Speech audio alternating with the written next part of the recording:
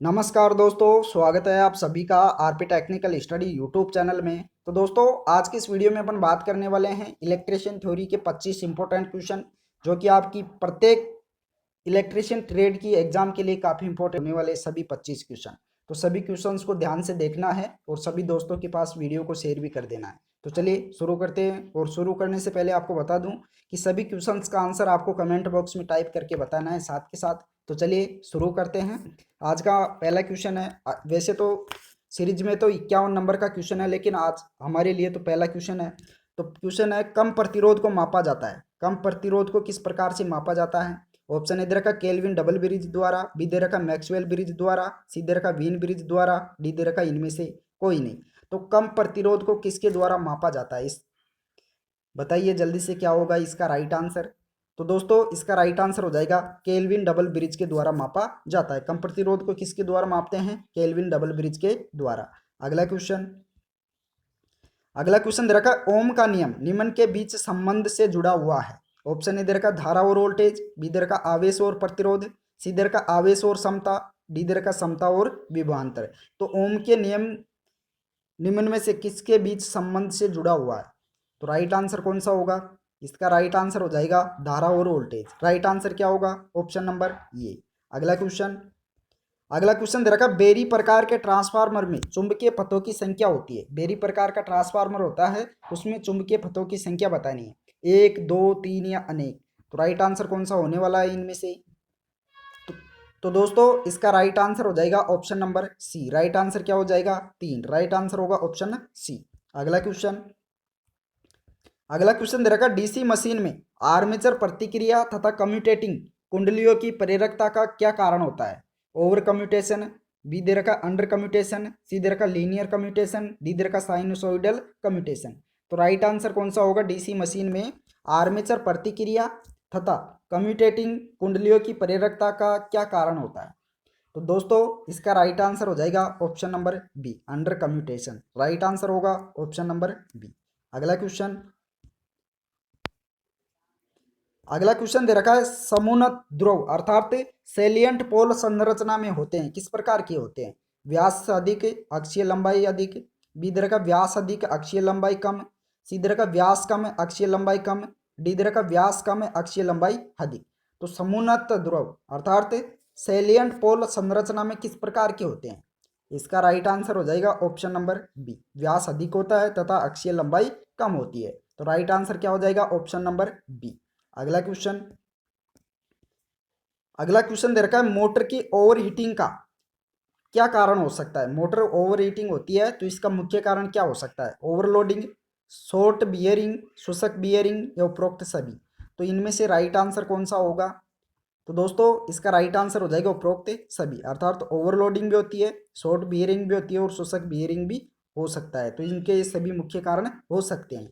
अगला क्वेश्चन, अगला क्वेश्चन दे रखा निम्न में से कौन सा इलेक्ट्रिक वायरिंग की पद्धति नहीं है? इनमें से कौन है जो कि इलेक्ट्रिक वायरिंग विद्युत वायरिंग की प्रणाली नहीं है?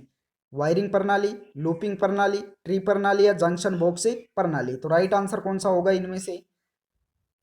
फटाफट से बताइए इसका राइट आंसर कौन सा होगा।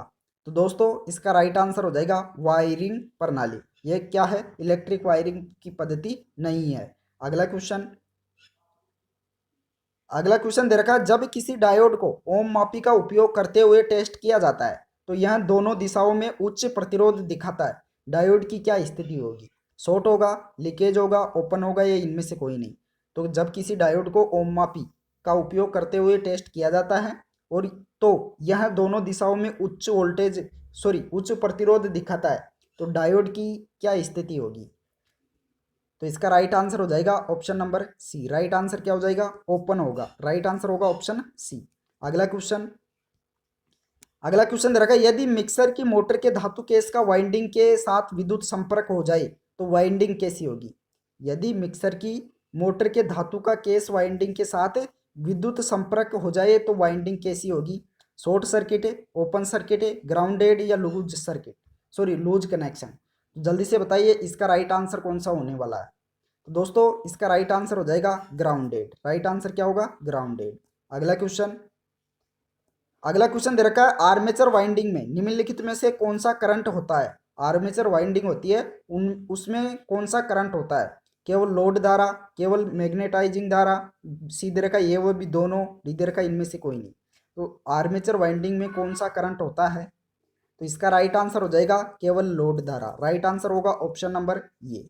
अगला क्वेश्चन, अगला क्वेश्चन दे रखा है, निम्न में से कौन सा ब्रेड टोस्टिंग जोन तापमान है? इनमें से ब्रेड टोस्टिंग जोन तापमान कौन सा है? 260 डिग्री सेल्सियस, बी दे रखा है 400 डिग्री सेल्सियस, सी दे रखा है 800 डिग्री सेल्सियस, डी दे रखा है 1000 डिग्री सेल्सियस। तो राइट आंसर कौन सा होगा इनमें से? इसका राइट आंसर हो जाएगा 260 डिग्री सेल्सियस। राइट आंसर होगा ऑप्शन नंबर ये। नेक्स्ट क्वेश्चन, अगला क्वेश्चन दे रखा है, चार संयोजी इलेक्ट्रॉन से कम परमाणु क्या होते हैं? चालक, अचालक, अर्धचालक, बी व सी दोनों। तो चार संयोजी इलेक्ट्रॉन से कम परमाणु क्या होते हैं? तो दोस्तों इसका राइट आंसर हो जाएगा चालक होते हैं। राइट आंसर क्या होगा? चालक। अगला क्वेश्चन, अगला क्वेश्चन दे रखा है, निम्नलिखित में से कौन सा तत्व गतिशील तत्व कहलाता है? इनमें से गतिशील तत्व कौन सा है? आर, एल, सी, बी व सी दोनों। तो राइट आंसर कौन सा होगा?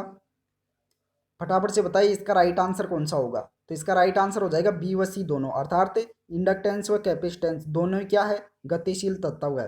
तो राइट आंसर हो जाएगा ऑप्शन नंबर डी। अगला क्वेश्चन दे रखा है, आरएमएस मान निम्नलिखित में से किसके आधार पर परिभाषित किया जाता है? आवेश अंतरण, करंट, वोल्टेज, तापन का प्रभाव। तो राइट आंसर कौन सा होगा इनमें से? आरएमएस मान निम्नलिखित में से किसके आधार पर परिभाषित किया जाता है?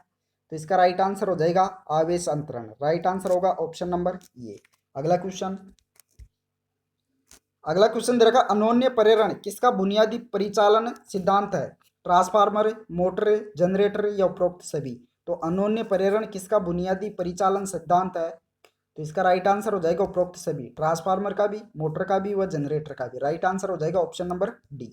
अगला क्वेश्चन, अगला क्वेश्चन दे रखा, वाटमीटर में निम्नलिखित में से कौन सा प्रभाव प्रयुक्त किया जाता है? रासायनिक प्रभाव, तापीय प्रभाव, स्थिर विद्युत प्रभाव या विद्युत गतिकीय प्रभाव। तो राइट आंसर कौन सा होगा इनमें से? जल्दी से बताइए। तो दोस्तों इसका राइट आंसर हो जाएगा विद्युतीय गतिकीय प्रभाव। राइट आंसर होगा ऑप्शन नंबर डी। अगला क्वेश्चन, अगला क्वेश्चन दे रखा, जब सोडियम वेपर लैंप चालू किया जाता है तो प्रारंभ में रंग कौन सा होता है? जब सोडियम वेपर लैंप को चालू किया जाता है तो शुरुआत में रंग कौन सा होता है? गुलाबी, हरा, पीला या बैंगनी। तो राइट आंसर कौन सा होगा इनमें से?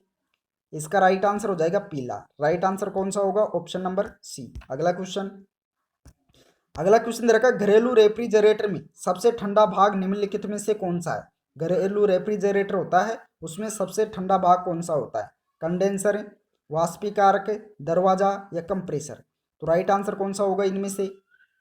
इसका राइट आंसर हो जाएगा वाष्पीकारक। राइट आंसर होगा ऑप्शन नंबर बी। अगला क्वेश्चन, अगला क्वेश्चन दे रखा है, इलेक्ट्रिक ट्रांसमिशन और डिस्ट्रीब्यूशन सर्किट पर अचानक उत्पन्न होने वाला अत्यधिक वोल्टेज को क्या कहा जाता है? इलेक्ट्रिक ट्रांसमिशन होता है उसमें डिस्ट्रीब्यूशन सर्किट पर अचानक उत्पन्न होने वाले अत्यधिक वोल्टेज को क्या कहा जाता है? लाइटिंग, सरज, ओपन सर्किट या आइसोलेशन। तो जल्दी से बताइए इसका राइट आंसर कौन सा होगा?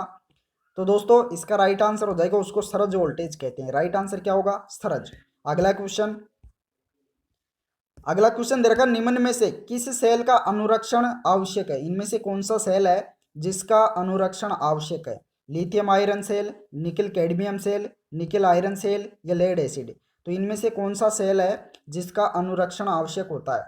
तो दोस्तों इसका राइट आंसर हो जाएगा लेड एसिड सेल ऐसा सेल है जिसका अनुरक्षण आवश्यक होता है, अर्थात इसको देखभाल की आवश्यकता होती है, इसकी मरम्मत की आवश्यकता होती है। अगला क्वेश्चन, अगला क्वेश्चन दे रखा है, 200 वाट 200 वोल्टेज लैंप का प्रतिरोध क्या होगा? क्या दे रखा है क्वेश्चन? 200 वाट 200 वोल्टेज लैंप का प्रतिरोध बताना है। तो जल्दी से हल करके बताइए कि इनमें से राइट आंसर कौन सा होगा। हल किस प्रकार से करेंगे? प्रतिरोध ज्ञात करने के लिए क्या करेंगे, जब आपको पावर दे रखी हो और वोल्टेज दे रखा हो तो प्रतिरोध बराबर वी का स्क्वायर, अर्थात वी का वर्ग बटे पावर। किस प्रकार से हल करेंगे? वी का स्क्वायर बटे पावर। तो चलिए हल कर लेते हैं। वोल्टेज कितना दे रखा है? 200 वोल्टेज, तो 200 गुणा 200 अर्थात वर्ग दे रखा है वोल्टेज का, तो 200 गुणा 200 बटे पावर कितनी दे रखी है? पावर दे रखी है 200 वाट। कितना दे रखा है? 200 वाट। तो 200 से 200 कैंसिल हो जाएगा, बचेगा क्या? 200। तो राइट आंसर क्या हो जाएगा? 200 ओम। राइट आंसर क्या हो जाएगा? 200 ओम। तो इसका राइट आंसर हो जाएगा ऑप्शन नंबर ये। अगला क्वेश्चन दे रखा है, ऊर्जा संरक्षण का सिद्धांत प्रतिपादित किया था आइंस्टीन ने, फेराडे ने, लेंज ने या फ्लेमिंग ने? तो राइट आंसर कौन सा होगा इनमें से? ऊर्जा संरक्षण का सिद्धांत प्रतिपादित किया था किसने किया था? तो इसका राइट आंसर हो जाएगा आइंस्टीन ने। राइट आंसर होगा ऑप्शन नंबर ये। अगला क्वेश्चन दे रखा है, किरचॉफ का कौन सा नियम नोड या जंक्शन विश्लेषण के लिए लागू होता है? इनमें से कौन सा नियम है जो कि नोड या जंक्शन के लिए लागू होता है? केसीएल, केवीएल, ये वो भी दोनों, या इनमें से कोई नहीं? तो राइट आंसर कौन सा होगा? तो दोस्तों इसका राइट आंसर हो जाएगा Kirchhoff current law. Right answer क्या हो जाएगा? केसीएल। अगला क्वेश्चन दे रखा है, जेनर डायोड का उपयोग किस उद्देश्य हेतु किया जाता है? जेनर डायोड होता है, उसका उपयोग किस उद्देश्य के लिए किया जाता है? स्थिर धारा परिवर्ती वोल्टेज, परिवर्ती धारा स्थिर वोल्टेज, स्थिर धारा स्थिर वोल्टेज, परिवर्ती धारा परिवर्ती वोल्टेज? तो राइट आंसर कौन सा होगा इनमें से? जल्दी से कमेंट करके बताइए। तो दोस्तों इसका राइट आंसर हो जाएगा परिवर्ती धारा स्थिर वोल्टेज के लिए किया जाता है। जेनर डायोड का उपयोग किसके लिए करते हैं? परिवर्ती धारा व स्थिर वोल्टेज के लिए किया जाता है। अगला क्वेश्चन दे रखा है, एलईडी की पावर रेटिंग होती है, लाइट एमिटिंग डायोड होता है, उसकी पावर रेटिंग क्या होती है? किलोवाट में, मिलीवाट में, मेगावाट में, या इनमें से कोई नहीं? तो काफी इंपॉर्टेंट क्वेश्चन है। एलईडी की पावर रेटिंग बतानी है कितनी होती है, किस में मापी जाती है? तो दोस्तों इसका राइट आंसर हो जाएगा मिलीवाट में मापी जाती है। राइट आंसर होगा ऑप्शन नंबर बी। तो दोस्तों इस वीडियो में इतना ही। अगर वीडियो पसंद आया हो तो वीडियो को लाइक कर दीजिए और अपने दोस्तों को भी ज़्यादा से ज़्यादा शेयर कर दीजिए। जिस दोस्त ने भी अभी तक चैनल को सब्सक्राइब नहीं कर रखा है वो सभी दोस्त एक बार चैनल को सब्सक्राइब कर लीजिए, साथ ही ऑल नोटिफिकेशन बेल को भी ऑन कर लीजिए, जिससे कि आगे के सभी नोटिफिकेशन आपको टाइम टू टाइम मिल सके।